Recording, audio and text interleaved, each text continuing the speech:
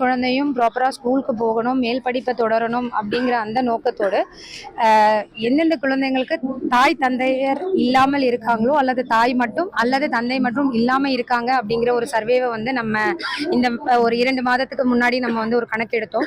அதில் தஞ்சாவூரில் 597 குழந்தைகளுக்கு வந்து தாய் தந்தையர் இருவருமே இல்லை அப்படிங்கிற மாதிரி சர்வேல வந்திருக்கு. 2900க்கு மேற்பட்ட குழந்தைங்களுக்கு தாய் இல்லை, 12,000 குழந்தைங்களுக்கு மேற்பட்டவருக்கு தந்தை மட்டும் இல்லை அப்படிங்கிற மாதிரி சர்வேல தெரிய வருது. ஸோ இதில் முதற்கட்டமாக வந்து 2 பேருமே சப்போர்ட் இல்லாத அந்த குழந்தைகளை ஃபர்ஸ்ட் ஃபேஸில் எடுத்துட்டு அவங்கள வந்து பராமரிக்கிற குடும்பங்கள் அவங்களுக்கு அரசு மூலமாக வழங்கப்படும் சலுகைகள் எல்லாத்தையும் வந்து கன்வர்ஸ் பண்ணணும் அப்படிங்கிற நோக்கத்தில் நம்ம இப்போ வந்து ஒர்க் பண்ணிட்டு இருக்கோம். ஸோ அதுக்கு வந்து ஒரு ரெவென்யூ ஸ்டாஃபை அந்த மாதிரி ஒரு குழந்தைக்கும் நம்ம வந்து அட்டாச் பண்ணியிருக்கோம். ஒருத்தர் ஒரு குழந்தைக்கு பொறுப்பு அப்படிங்கிற மாதிரி. ஸோ அவங்க வந்து அந்த குடும்பத்தை போய் சந்தித்து அந்த குழந்தையை போய் சந்தித்து அவங்களுக்கு என்னென்ன தேவைகள் இருக்கு, எதை அரசு மூலமாக நம்ம பூர்த்தி செய்ய முடியும் அப்படின்னு சொல்லிட்டு அந்த சர்வே ஒர்க் இப்போ வந்து போய்கிட்டு இருக்கு. அது இன்னும் இந்த வாரத்துக்குள்ள அந்த சர்வே ஒர்க் வந்து முடிவடைந்ததும் அவங்க எல்லாருக்குமே அரசு மூலமாக கொடுக்க வேண்டிய சலுகைகளை கன்வர்ஸ் பண்ற மாதிரி நம்ம வந்து கொண்டு போய் சேர்ப்போம்.